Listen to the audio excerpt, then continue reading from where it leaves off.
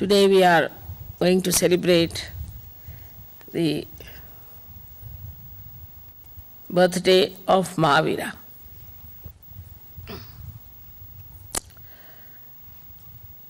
Mahavira is the incarnation of Bhairavnath, or you call him at Saint Michael. Now these two saints, as you know, one is the Gabriel, Hanumana, and another is Saint Michael. One is placed on the Pingala Nadi and another one, Saint Michael, on the Ida Nadi.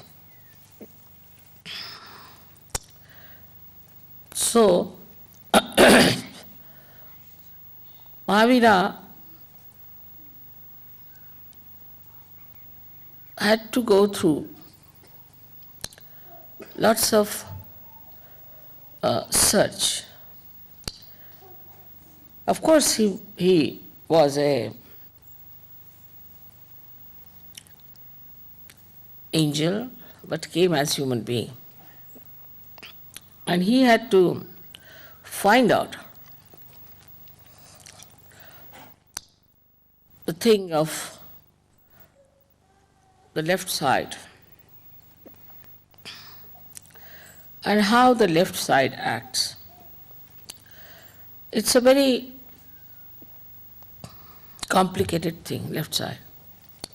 It's much more complicated than right side. On the left side, we have also 7 nadis.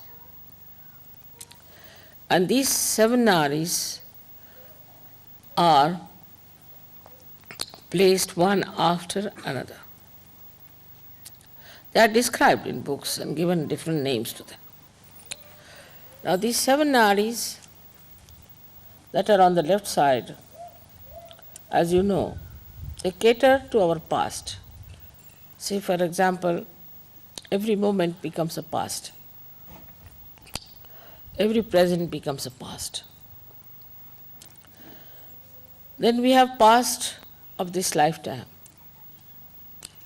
And also we have past of our previous lives.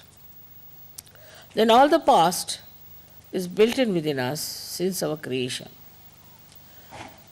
So all these psychosomatic diseases, as you know, are only triggered by the entities that appear from the left side. For a person, supposing he is suffering, say, from liver trouble, and suddenly he is attacked from the left side, especially Muladhara, or any left side, left navi. Because Muladhara is the only one that is connected with the left side, Ida Nadi, and the right side, Pingala Nadi, is connected to Swadhisthana. So the problems of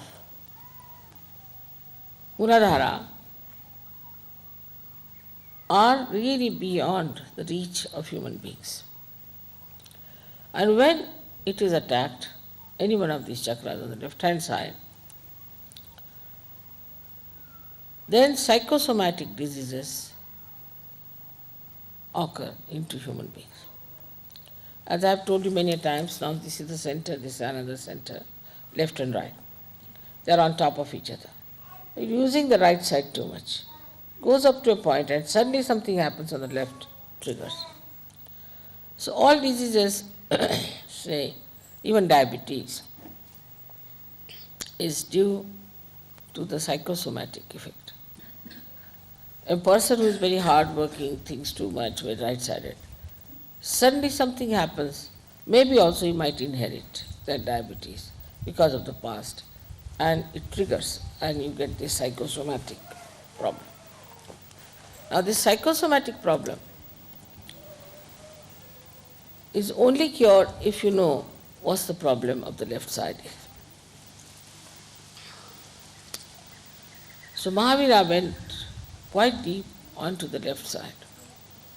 Why I said it's difficult, the left side, is because when you start moving on the left side, the movement becomes linear, of course, but it moves downward. While the movement on the right side moves upward. So the movement goes down like that, and then it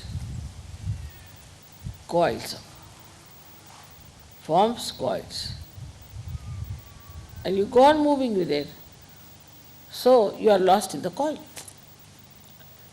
But the other one moves upward and the coils are not so many, and because it is upward, it's easy to get out of it.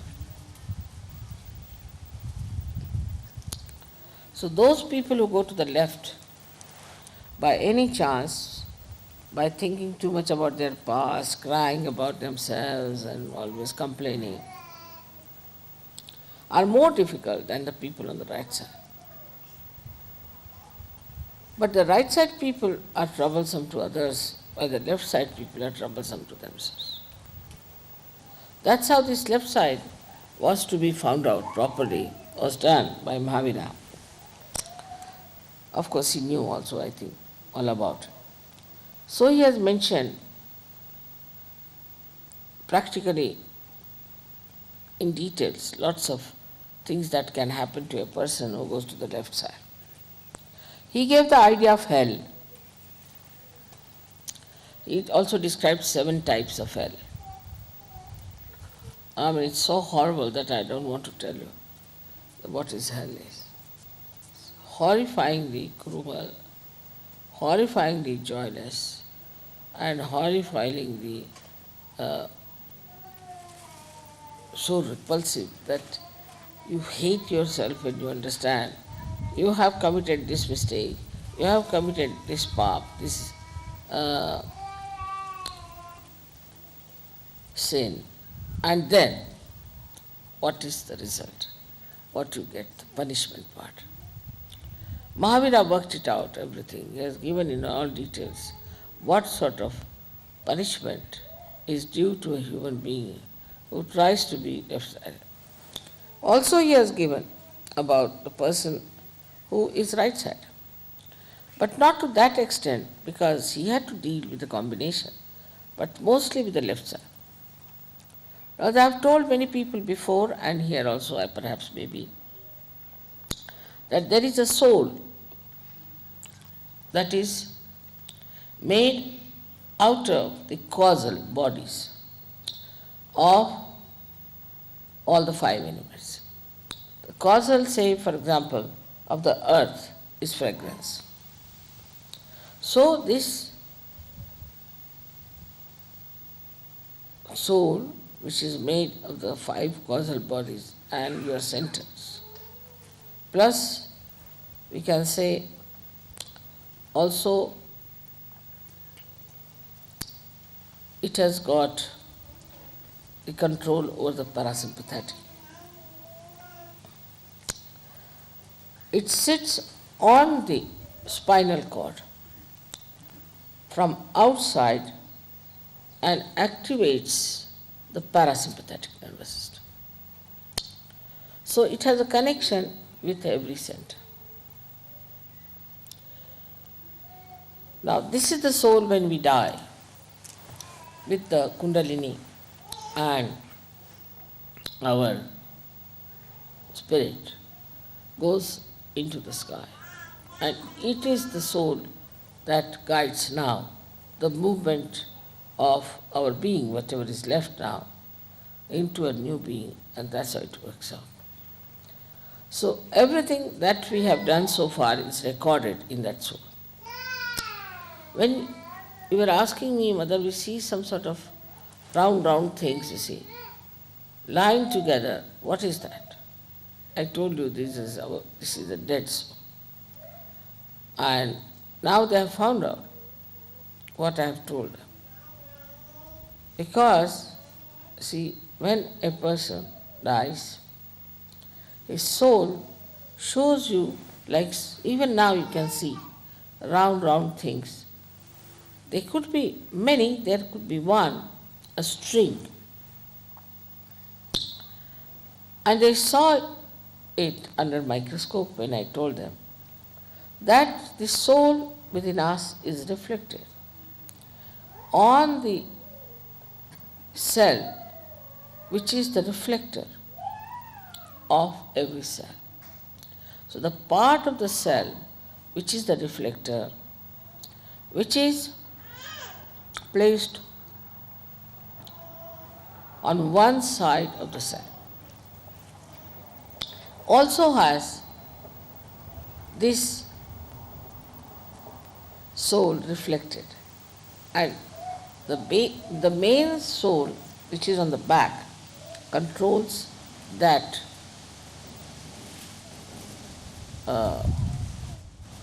reflected soul which looks after every cell. Now they have found out that there is in that reflector this kind of 7 loops. 7 loops because it sits on the 7 chakras and the Muladhara. Now what he found out, that when people die, then some of the souls are born again just after a few days. These people are just very ordinary type of people. That's how we brought in a kind of category. So they are the people who have died. They are of a category, one category, where they exist for a very short time in the collective subconscious, and then they take their rebirth. They are very ordinary people, aimless, useless people. But there are some souls, when they die, they just hang in the air, and they are just waiting to find out somebody who will fulfill their desires, which are not yet fulfilled. Like there's a drunkard, and a drunkard can join another human being who is living, who would like to drink. So once he starts getting this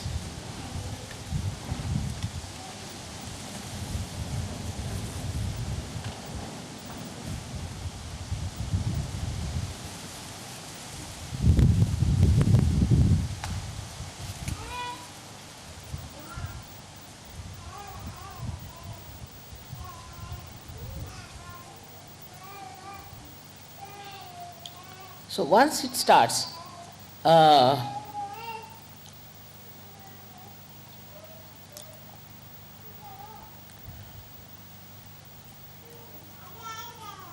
getting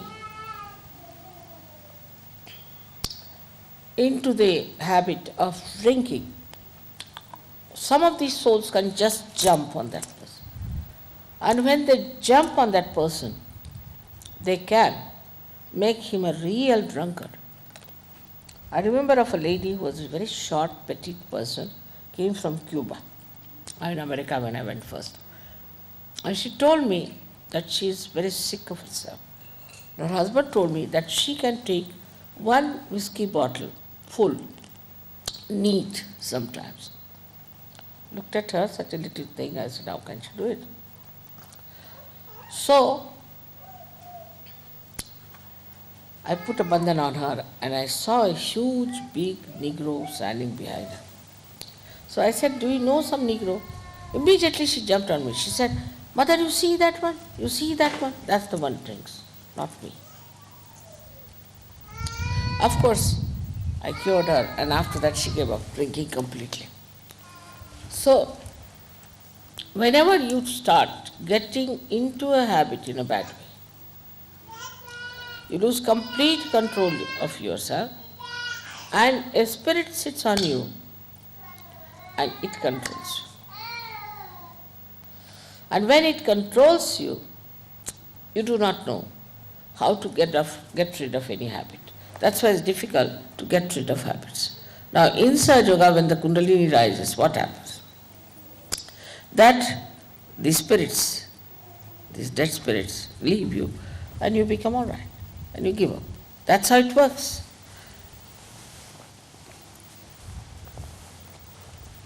I would say that all this Mahavira did not tell, nor did he find out all these things, because he was not a scientist, I think, or I don't know why.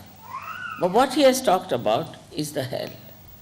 And he has said that if you do this kind of a thing in your lifetime, then what kind of a hell you will get. And he has described the hell in a very, I should say, openly and in a very detailed manner. And it's really horrible to know that a human being who thinks no end of himself ultimately will get to that kind of a hell, and some are permanently doomed to be there. But as incarnations take birth, also these devils, some of them who are completely doomed to live in hell, also take their birth. And when they take their birth, they try to trouble us. And they can take birth as you know, as our gurus and things and everything is happening now. You find it how these people are taking their birth and how they are misleading us. How they are using the left swadhisthana, or we can call it the left side, just to immobilize us completely. So when a person is possessed, as you must have seen, a person gets possessed, he cannot feel vibrations. There are all kinds of symptoms about such a person. But in Sahaja Yoga, what do we do? Is to take the name of Mahavira. Because Mahavira runs all the way on the Ida Nadi and comes and stays here onto the, we can say, the point which is for our superi. And it sees, controls, works out, cleanses, and does all that is required to put a person right after surgery. So we have to be really very thankful to him for doing this kind of work, which is very filthy and dirty, because these people don't mind even sitting in the bathroom, like that we can say, or sitting with everything and meditating. They can do anything. They are very dirty people, absolutely dirty. When they become tantrikas, they try all kinds of dirty things, and with that they actually create a problem between themselves and the god. Say they will go to a temple of a goddess and start misbehaving with a woman there. So the goddess will disappear. And once the goddess disappears in that area, they call all these booths from the left side. So now we have all these souls which are lying, hanging in the air, trying to come back to a conscious thing and to possess someone. Plus these, we have these masters of the left side who know how to catch hold of these people and put them on somebody, or to remove from them someone and to put somebody else. So it's a continuous process, and this makes a person absolutely mad and good for nothing. Now when we know all this, still we get caught up on the left side. So we do get caught up. That's why I think this Mahavir Jayanti is a very, very great thing for us to observe. Now why was he called Mahavira? Because only a person like him, Veera means a person who is brave, who is chivalrous. Because only he could do this. So only he could enter into the being fully and could kill, or we can say destroy, those horrible Rakshasas, devils, all these negative things that come to us. Now, as you know, we use left side very much for so many negativity that is torturing us. But if there is no help, say from Mahavira, we cannot do it. We call the name of Mahavira, we could call him Saint Michael, we can call him by any name, but Mahavira because he was a human being. All this works out because of him. And he is such a great identity. He himself took a birth as a human being, difficult for saints to take birth as human beings. Moreover, you see whole concept of hell and all that is described in any scripture is a fact. It exists. And if you try to go in there, you see, when I try to go there and to find out, I just go off to sleep sort of thing. In my sleep I find out all the things that are happening about person, how much he's got up, what he's done. It's not an easy thing to do with the conscious mind. You have to take to the subconscious and you have to go into sushupti, in a deeper sleep, to see what's happening in the left side. It's a very funny situation, I think. And for Sahaja-yogis also to enter in it, I would not advise. But one should get rid of the problems of the left side with the help of Mahavira. When this chakra is caught up, what you find is a big lump of bone coming out on the right side. So you have to take the name of Mahavira just to remove that pressure from the left side. Now many people do not even know why they suffer. Why should they suffer when they have done nothing wrong? Because they are possessed. Now even the viruses and all these things like psychosomatic troubles like cancer, all I would say, the incurable diseases are there because we are triggered into the left side. That's why we are suffering from these diseases which are not curable. So we have to thank really very much Mahavira, who has given us this power to remove our left-sided problems, who has given us this light in our hand, which he himself vibrates, and he himself tries to throw some light on the obscure things about me also. Because of him only, we can get cured of so many physical and mental troubles. You know that the left side can be easily cured if you use 3 candle treatment. That shows Mahavira is only fond of light. He doesn't like darkness.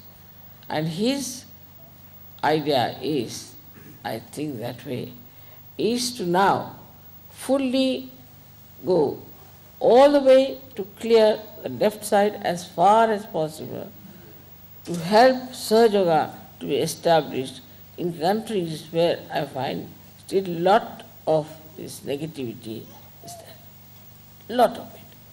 So he is working it out everywhere. And the psychosomatic diseases and all these diseases also we can work it out with candle light and all that. With 3 candles we can do this trick.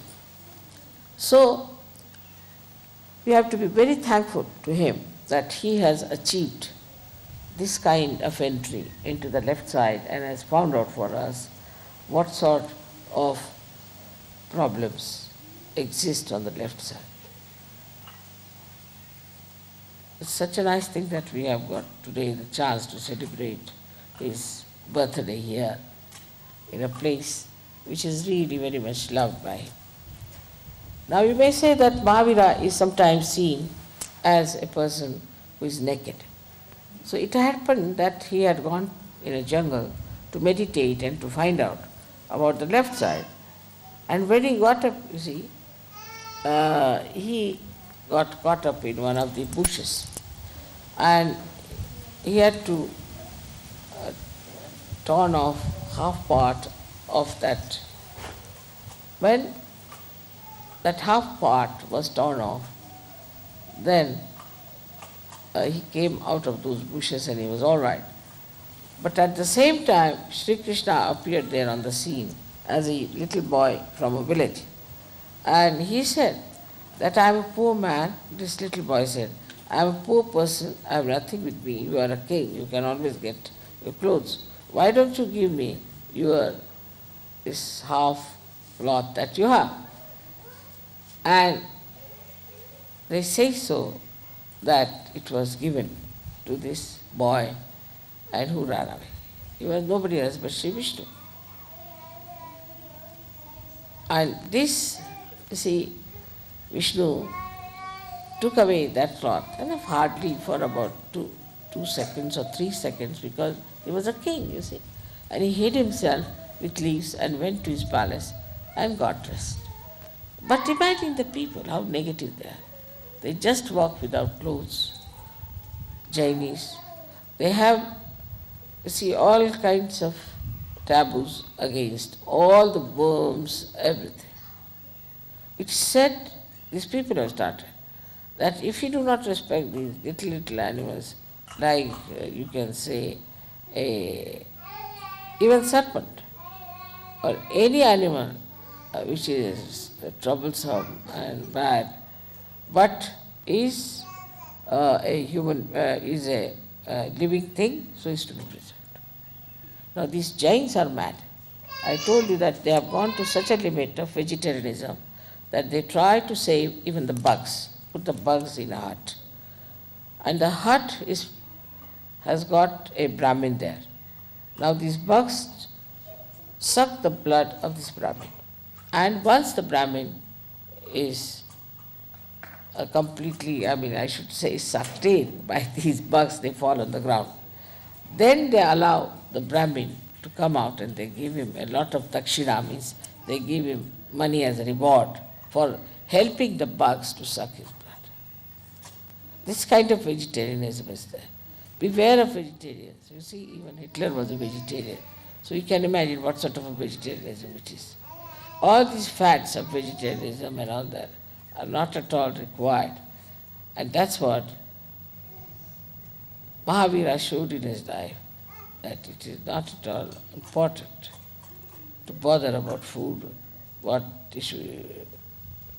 See, the whole theory of this vegetarianism has gone to such a nonsensical limits that I have told people that we should give up vegetarianism completely.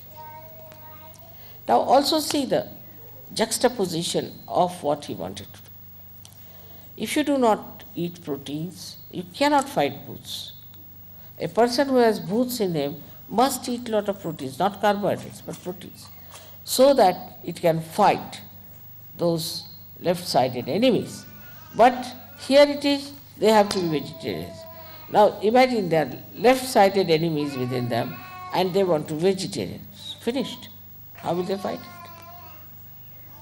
So all this is all, we should say, is pre-planned by the person who tries to sort of, we can say like this, that you see a person who tries to remove or we can say that the person who tries to make these lower animals live rather than human beings. You see, there are persons, this is the stupid thing they do. Must know that I cannot give realization to these worms and to these fishes or even to chickens. We require human beings. So all this has happened because of human beings going in juxtaposition of whatever is said. Like Christ has said, thou shalt not have adulterous eyes. And I have yet to come across a Christian who is not a Sahajogi without adulterous eyes, whether it's a woman or a man. So we go just the opposite of what we have been taught. In the case of same thing happened, that Mahavira, what he tried to do was absolutely killed by these people who are trying to make this vegetarianism as a big religion. Also another thing was that this vegetarianism came into Jainism through one fellow called Neminath, who was a Tirthankar at the time of Sri Krishna. He was to be married. In those days they were married. Not only, but they were eating all kinds of meats.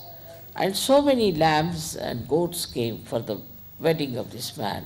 So he felt that Uparati, we call it, he didn't like, he was disgusted, he was frustrated with that. With that frustration, what did he do? He said, I will not eat meat. And that's how vegetarianism started among Jainis. And that's how it's still going on. And these Jainis, I find, are the joyless people, absolutely joyless. They are so much fond of money, they run after the money, and they go on behaving in such a peculiar way that you can't understand. I mean, they are human beings, but the way they behave, you cannot understand them. They are not normal people. So we realize that despite all that Mahavira worked out, still the people are supposed to be his disciples. They are Jains, and they are like this. So what we have to do now is to understand that in Sahaja Yoga we better not do something of that kind. Whatever you are told, you have to understand why it is so. You know the modus operandi, you know each and everything about Sahaja Yoga. You know the whole subject. So it's not proper for you to, in any way, to succumb to any such arguments or any such big talks or big advertisement and take to something that is wrong. It's very important. We are Sahaja Yogis. We understand the balance. Of course, I always say that Westerners, for example, maybe Australians also, should take more to carbohydrates because they eat a lot of meat. So they can take to carbohydrates. But that doesn't mean vegetarianism by any chance. I mean to compensate. And in India, I always say they must take to more meats. It's good to do them good. But by no means I say that you just eat meat and nothing else. But a balance has to be found out. And once you strike it, then you'll be surprised that you feel so relaxed, so much better, so much enlightened, and the vibrations will flow much better than normal. So for food, you have to be careful. Same about with clothes, that you shouldn't go mad after a suit all the time, whether it's hot or cold or indifferent. What you have to do is to wear something that will suit you. Now, for example, in a climate like this, you may require a suit or something to cover yourself. But supposing you are in Ganpatipure, some place like that, where it's not so cold, not so hot, maybe it's dry. So what sort of a dress you should wear which is comfortable, that should be found out. And whatever you find out, that this is such a comfortable dress for us, you better do it. Because what I have seen, many, you see, it's a thing that whenever I tell you something, don't take it to the extremes and don't take a little bit of it. But when I tell you this thing, you must understand that whatever is good for you, whatever is your temperament, whatever is aptitude, you have to take something that will nourish that will improve you and give you a balance. So to balance yourself, if you think of Mahavira, you must think also of Sri Hanuman. Both these things are important. It's not easy to tell all about Mahavira in this short lecture, but I think I have quite connected him now with Sahaja, and you must have seen to it that how important he is and what an important role he plays. So may God bless you. This thinking about Mahavira, it's impossible to keep it to the conscious mind. It's just going into the left all the time. Because I just in the car thought I better think about Mahavira. And since then it's all going towards the left. It's so difficult. But it will work out.